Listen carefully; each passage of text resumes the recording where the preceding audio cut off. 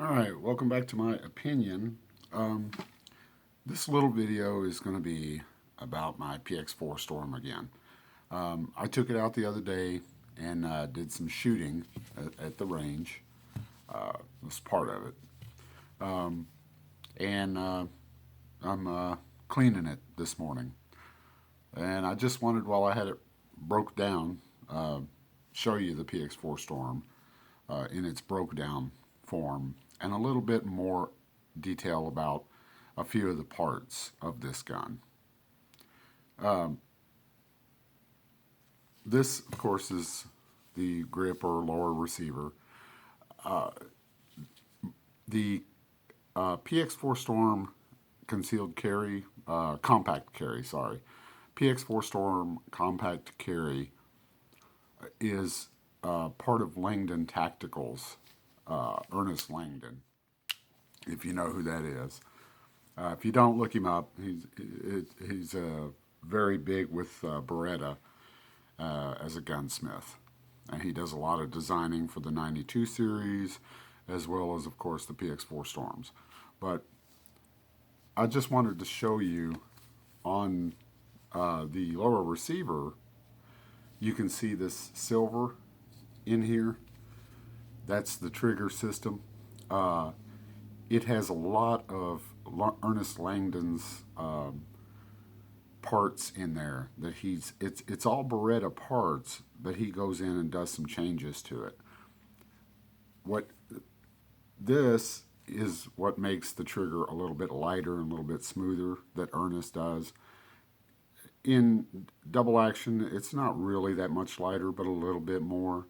And in single action, it's about 4 pounds or so, maybe 5. But it's very light and very short and very crisp. But still good for concealed carry. It's not like a target pistol or anything like that. This is the PX4 Storm compact carry is designed to be a compact carry, a concealed carry weapon. This is the spring recoil rod and assembly. It's kind of a weird part. This does, the little spring and rod does come out. It's kind of an odd assembly here. This part here is mostly, I think it's, well, pretty much plastic. It's kind of an odd assembly, a little different than most, but there's right here, you can see the locking lug. That's what locks the barrel down and makes it twist instead of like a Browning design going up when the firearm shoots and coming up like that. What this gun does is the barrel twists. Let me show you. You can see the channel where the lug would fit into. What happens when this gun fires, like a Browning, for example, it'll go, the barrel and the upper receiver will kind of go like that when fired. This gun doesn't do that. What a PX4 Storm does, and there's a few other guns in history that do this, I just can't think of their names right now, but the PX4 Storm, what it will do is it does this instead. Now you're still going to get recoil from the gun, but a regular pistol, like say a Glock for example, will go something like this.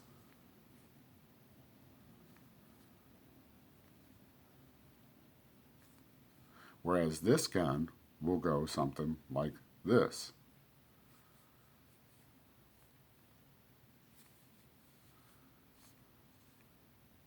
So, is it less recoil?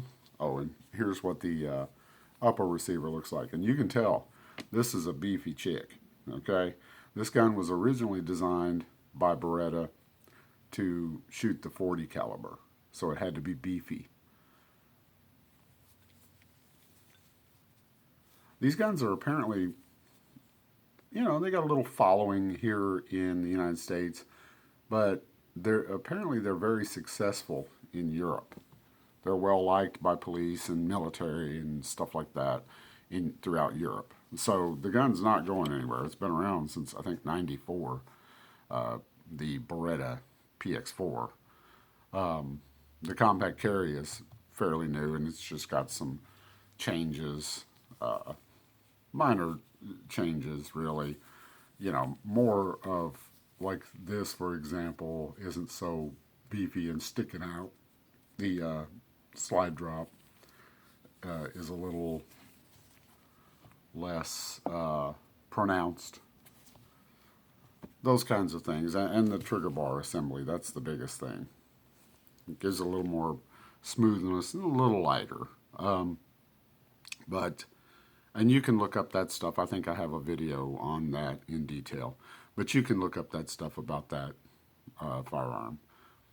But this gun is real easy to shoot. Back to the barrel, the lug nut and the way this thing works. And you can see it's a beefy barrel too. But the way this thing works, I don't know if it has less recoil than say a Glock. But it does feel a little different. Maybe a little smoother. It's hard to really compare them unless you have one right in your hand and the other right in your hand. This would be comparable to a Glock 19. The full-size PX4 Storm compact, or carry. Yeah, it's not a compact, it would be a carry. Ernest Langdon's touches, or any PX4 Storm. Actually, just a PX4. Would probably be, the full size would be comparable to a Glock 17. So, and I've shot lots of Glocks, lots of times. Is it really that noticeable? Probably not. It's a little smoother, though, when you're firing it. But, yeah, had no problems the other day at the range. Obviously, I've not had any problems with this gun. I've never had a jam, misfeed, nothing. And I've shot all kinds of ammo through it. Hundreds and hundreds of rounds. It's a great gun, and it has an extreme reputation as reliable and robust. Now, there is one test on YouTube that I found that I think it was Mac on the I forget what it is, what his name is, but he does these tests on guns, and he puts them through the gauntlet and drops them in water, dirt, mud, blah blah blah, and then does it again.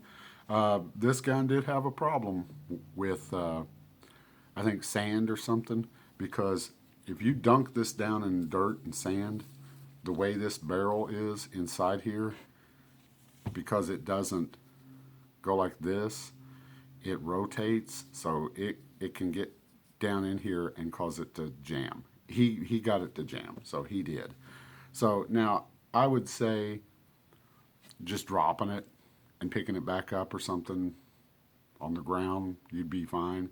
But if you do drop it in dirt and then kick dirt over it, like the gauntlet test did, it could have problems. But he was able to get it back in working function again with some racks and so forth. But overall, it's a great gun. So, gonna clean it now. Like, share, and subscribe. Thanks a lot, guys.